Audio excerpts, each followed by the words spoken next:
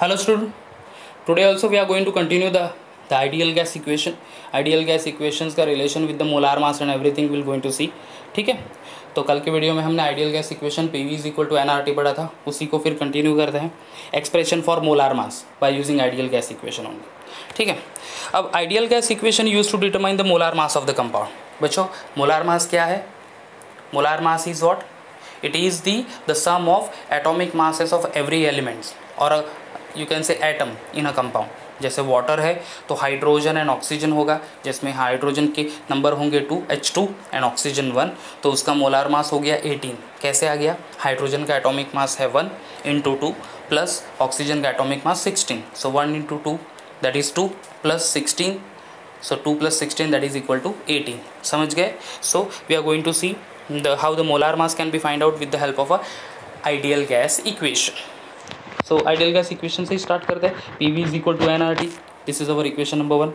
So on rearranging the equation, we'll be getting equation 2, that is N is equal to PV upon RT. Understood? Ideal gas equation में P क्या represent करता है? Pressure. V representing the volume.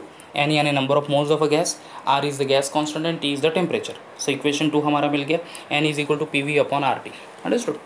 अब here for known mass of a gas M.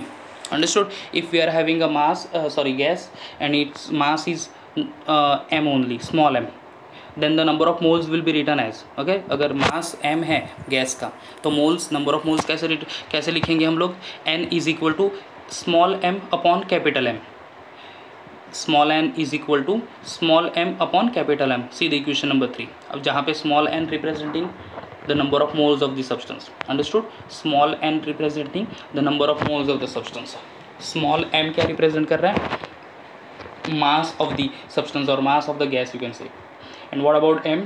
Capital M. Capital M representing the molar mass of the compound or a gas. Understood? Small n number of moles, small m mass of the substance, and capital M molar mass of the substance. Molar mass of the substance. अब यहाँ पे equation 3 gives the value of n, that is m by capital M. So will put equation 3 in equation 2 over there. तो क्या मिल जाएगा? n अपॉन m is equal to PV upon RT. Understood? ये थोड़ा इस साइड चला गया, please try to understand. Small m upon capital M is equal to PV upon RT, that is equation number 4. So cross multiply करेंगे. So m is equal to MRT upon PV. Understood? Capital M is equal to MRT upon PV.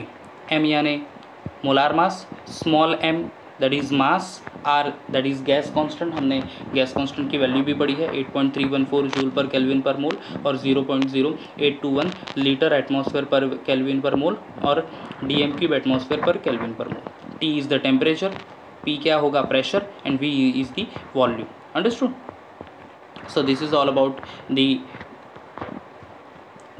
determination of a molar mass of the compound. Okay, expression of molar mass by using the ideal gas equation. So ideal gas equation को हमें देखना है PV is equal to nRT. So n is equal to PV by RT कर देना है. अब n की value यानी नंबर ऑफ मोल्स क्या है? Small m upon capital M, वो पुट कर देना है. So we'll be getting n अपॉन, so वो कंपैरिजन में we'll be getting that equation 2 equation 3 को कंपेयर कर लो.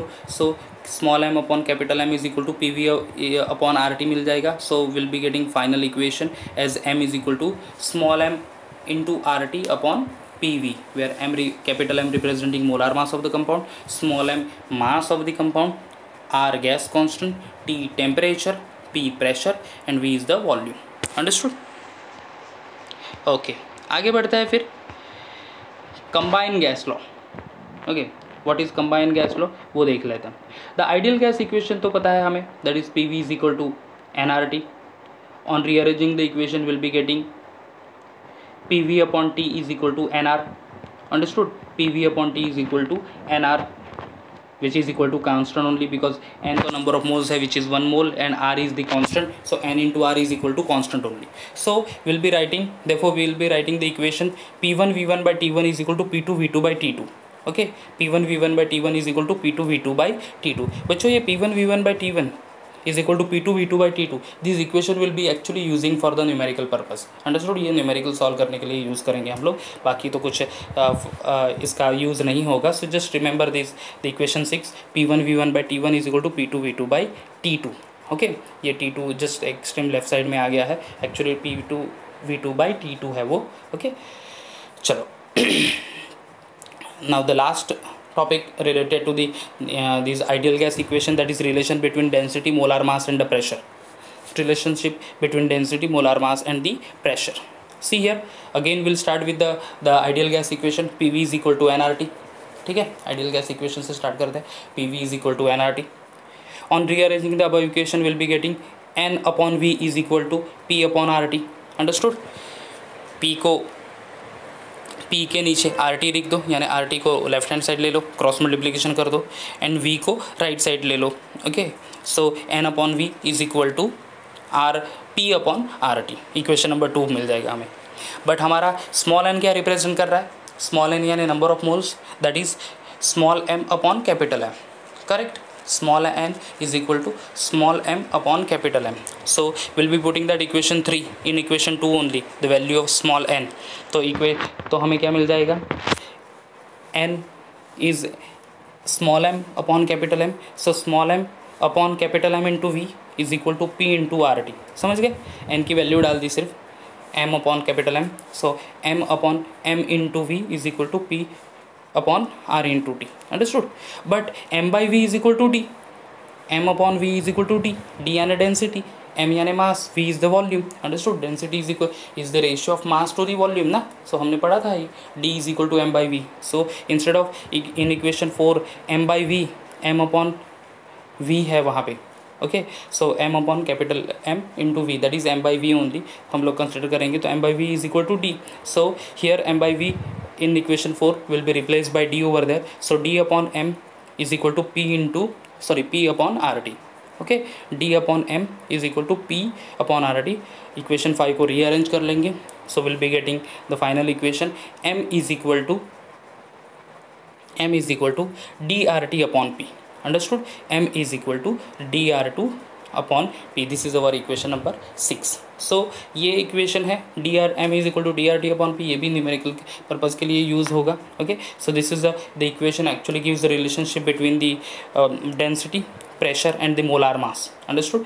जो हम लोग पढ़ रहे थे, density, molar mass and the pressure का relationship. So that is given by this particular equation, M is equal to DRT upon P. Understood? तो ये था हमारा इक्वेशन. ओके, अब न्यूमेरिकल के लिए जाएंगे. न्यूमेरिकल के लिए ये दो फॉर्मूले बहुत इंपॉर्टेंट है. PV is based on ideal gas. Okay, that is PV is equal to nRT and P1 V1 by T1 is equal to P2 V2 by T2. P1 V1 by T1 is equal to P2 V2 by T2. Okay, numerical देख लेते हैं. Will be starting with the second formula वाले numerical पहले करेंगे and then will go for the PV is equal to nRT. बहुत सारे numericals है, so but obvious I have to prepare one more video to go through all the numerical. पहला numerical देख लेते हैं यहाँ पे. See over here, a pressure of N2 gas a sample of N2 gas was placed in a flexible 9.0 liter container at 300 Kelvin at a pressure of 1.5 atmosphere. Okay, देख लेते हैं. A sample of N2 gas was placed in a flexible 9.0 liter container, यानी volume दिया है वहाँ पे, at 300 Kelvin and at a pressure of 1.5 atmosphere. The gas was compressed to a volume of 3 liter. Understood? 9 litre वाला volume था, उस gas को compress कर लिया to the volume of 3 liter. And heat was added until the temperature reaches to 600 Kelvin, यानी 300 Kelvin से double temperature कर दिया, that is 600 Kelvin. What is the new pressure inside the container? क्या find करना है? We have to find out the new pressure, यानी एक तो प्रेशर दिया है दैट इज P1, तो हमें फाइंड करना पड़ेगा P2. चलो गिवन वैल्यूज़ लिख लेते हैं पहले. गिवन वैल्यूज़ बहुत सारी होगी, 4 to 5 गिवन वैल्यूज़ होगी एक्चुअली. देखो उसके लिए again will going to read the sum. A sample of N2 gas was place in a flexible container, flexible 9.0 litre container. अब वो 9.0 लीटर कंटेनर ये वॉल्यूम हो गया, तो वो वॉल्यूम गैस भी ऑक्यूपाई कर लेगा, यानी V1 हो गया, that is 9.0 litre at 300 Kelvin, that is our T1. At pressure of 1.5 atmosphere, that is our P1. Understood? So here the gas was compressed to a volume of 3.0 liter, that is our V2, and heat was added until the temperature reaches to 600 Kelvin, that is T2. What will be the pressure inside the container? So P2 हमें find करना. What is our formula? P1 V1 by T1 is equal to P2 V2 by T2. Okay, P1 V1 by T1 is equal to P2 V2 by T2. So formula हो जाएगा P2 is equal to P1 V1 into T2 upon T1 into V2. Okay, T1 into V2. बच्चों वहाँ पे over right हो गए, please try to understand that is V2 only. So value put कर लेंगे. The P2 is equal to P1 की value 1.5 into V1 की value that is 9 into T2 600 divided by T1 that is 300 into V2 is 3 over here. Okay, simple calculation था actually, जहाँ पे 300 600 300 2 ज़ा 600, तो that is 2 and 9/3 यानी 9 3 ज़ा और 3 3 ज़ा 9 ओनली, सो दैट इज़ 3 वहाँ पे आ गया. सो ओवरऑल क्या हो जाएगा 1.5 into 3 into 2 that is 6 only. So 1.5 into 6 तो वो हो जाएगा 15 6 आर 90.